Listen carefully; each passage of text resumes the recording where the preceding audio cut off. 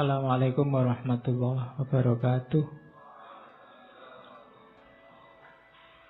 Rumusnya orang hidup itu ini. Kita ingat-ingat coba ya, ini pedoman hidup kita katanya Markus. Hidup kita itu secara durasi itu sementara, pasti ya, limited. Tidak lama kok hidup kita itu. Sudah tidak ada lagi orang yang usianya mungkin 150 ke atas. Atau 200 lah, tidak ada. Orang sudah 70, 80 itu sudah luar biasa. Malah kasihan orangnya kalau nggak meninggal-meninggal. Loh iya, malah kasihan. Sifatnya berubah. Hidup kita ini karakternya alam di antara yang kita sebut sunnatullah berubah. Maka kalau kamu kaku, ritmemu akan kacau. Jangan kaku, kamu harus luwes. Ketika kamu kaku, sementara lingkungan alam sekelilingmu berubah, maka yang terjadi ritmemu kacau, jangan-jangan kamu juga mengacaukan ritmenya orang lain. Jadi karakternya hidup ini berubah. Durasinya sementara. Persepsi kita, pemahaman kita, sifatnya abu-abu kalau bahasanya. Abu-abu itu apa? Kita ini manusia yang terbatas dan pemahaman kita juga terbatas. Kebenaran, kebaikan yang kita pahami itu sebatas kemampuan kita. Maka tadi jangan kaku. Kalau kamu kaku, kamu akan mandek di keterbatasan tadi. Kamu tidak berkembang, tidak lebih baik. Padahal kamu harus lebih baik terus. Karena hari ini kamu terbatas, besok batasmu harusnya lebih luas. Jadi persepsi kita ini suram. Kita itu tidak ngerti sangat banyak hal, ngertinya cuma sedikit. Berarti apa? Kebenaran yang kita tahu sebagai benar juga limited, terbatas. Bukan karena kebenarannya yang terbatas, tapi kapasitas kita yang terbatas. Kemudian tubuh kita itu sifatnya melemah. Grafiknya manusia itu kan ya kecil jadi besar, setelah itu kan melemah. Sebenarnya bahasa aslinya membusuk. Jadi grafiknya semakin melemah. Tidak ada orang yang tambah tua, tambah kuat, luar biasa, tambah tidak ada. Jadi tubuh, jasad, fisik itu semakin melemah. Kemudian jiwa kita itu karakter utamanya sebenarnya dia kebingungan. Dia kalau tidak punya pemandu resmi, dia selalu bingung, mudah dipengaruhi. Akal itu kan, mental itu kan mudah dipengaruhi. Sekarang seneng, besok benci. Kemarin kerjasama, sekarang gegeran. Itu jiwa kita selalu begitu, mudah dipengaruhi, selalu dalam kebingungan. Kemudian 5 yang atas tadi kan serba tidak enak. Terus kamu, kalau gitu saya nunggu takdir, keberuntungan. Tidak, keberuntungan, takdir itu tidak bisa ditebak, tidak mesti. Kemudian kemasyhuran. Kemasyhuran itu mungkin kamu mengandalkan status, mengandalkan nama baik, mengandalkan keluarga, mengandalkan identitasmu sebagai apa. Katanya Markus itu juga tidak pasti. Seterkenal apapun orang, pada saatnya juga lenyap, dilupakan. Jadi ternyata hidup kita itu semacam ini. Ringkasnya apa?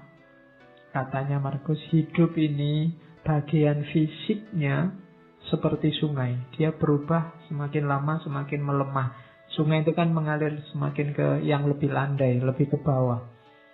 Sementara jiwa kita, rohani kita bagaikan mimpi dan kabut, tidak jelas, kebingungan.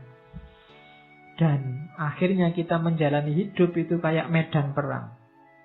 Seperti medan perang dan perjalanan yang jauh dari rumah. Jadi hidup ini medan perangmu. Perang di mana? Perang melawan dirimu sendiri sebenarnya. Melawan hidupmu sendiri. Dan jangan mengandalkan reputasi, jangan mengandalkan status, jangan mengandalkan nama baik, karena semuanya akan terlupakan. Maka tidak usah terlalu banyak membuang energi untuk hal-hal yang tidak penting. Ayo mikir hidup kita sendiri saja. Wong hidup kita sendiri juga tidak terlalu bagus situasi dan kondisinya. Wong ya semua orang begitu. Kalau ditarik lebih jauh lagi, tidak ada orang yang pantas sombong. Sering saya bilang bahwa manusia itu diciptakan sebagai sosok yang tidak pantas untuk sombong. Karena lemah dalam segala aspeknya. Oke, nah kalau hidup begitu. Nah kalau gitu apa harus sumpek? Enggak, katanya Markus. Meskipun hidup itu selemah itu, tapi kita tetap bisa bahagia. Rumusnya bahagia simpel. Yang pertama pikiran. Kebahagiaan hidupmu tergantung kualitas dari pikiranmu. Hari ini, detik ini kamu bisa langsung bahagia meskipun sedang sumpek urusan apa wae, tinggal kamu detailkan urusanmu apa. Uang habis, makalah belum selesai, dosen ngamuk-ngamuk, bapak kos nagih misalnya. Itu kan sumpekmu kan kamu bawa di sini. Itu detik ini juga bisa selesai itu semua, tinggal kamu geser caramu berpikir. Yo gampang lah rumusnya. Duit habis gampang, teman masih banyak. Ya ngampung-ngampung dikit makan tidak apa-apa lah. Utang-utang dikit pasti boleh.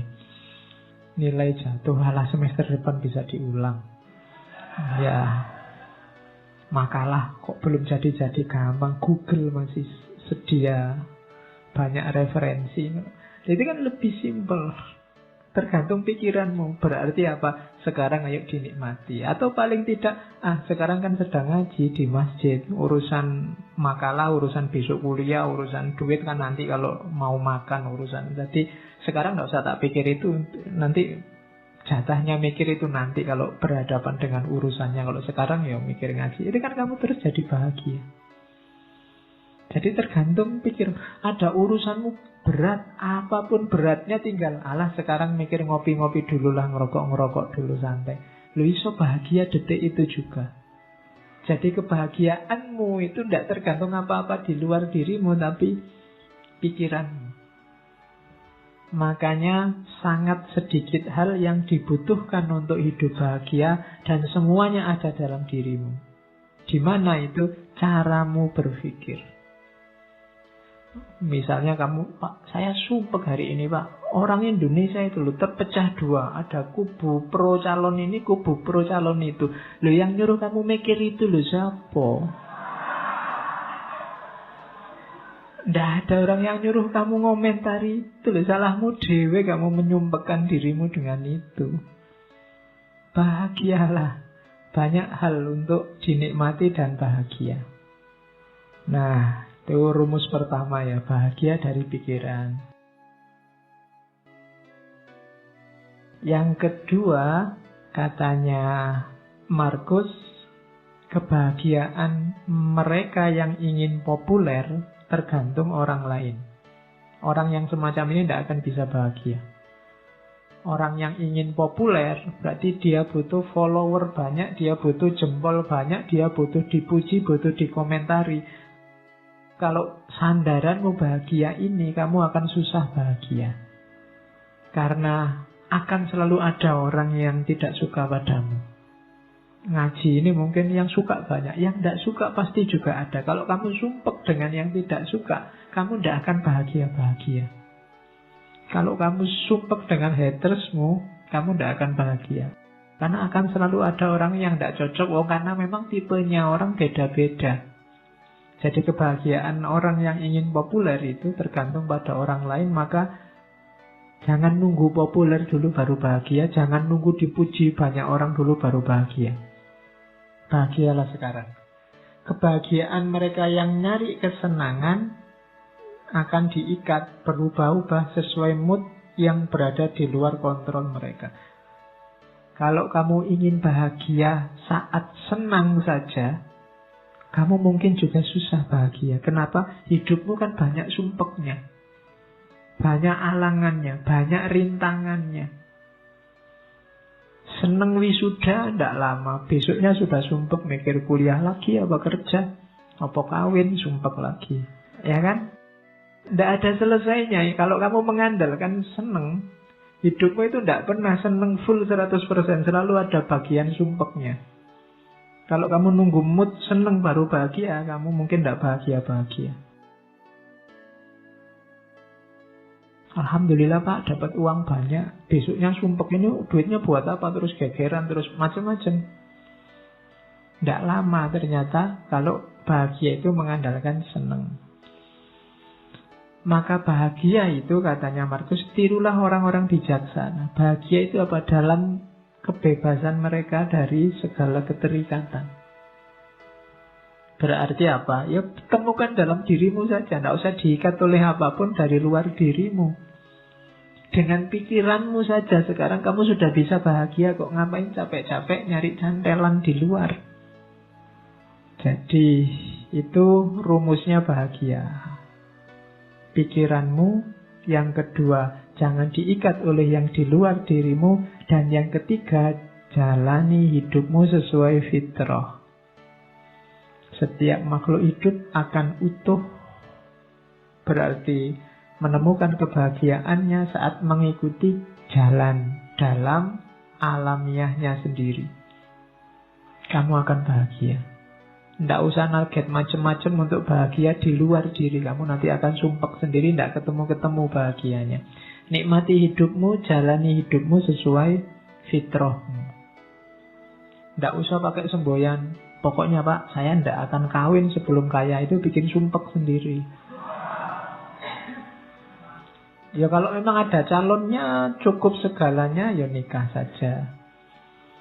Pokoknya kalau cocok sesuai apa-apanya jalan, ya nikah saja, tidak masalah. Itu hidupmu akan utuh. Oke, saya kira itu. Saya akhiri sekian. Kurang lebihnya mohon maaf. Wallahul muwafiq. Wallahu a'lam bissawab. Wassalamualaikum warahmatullahi wabarakatuh.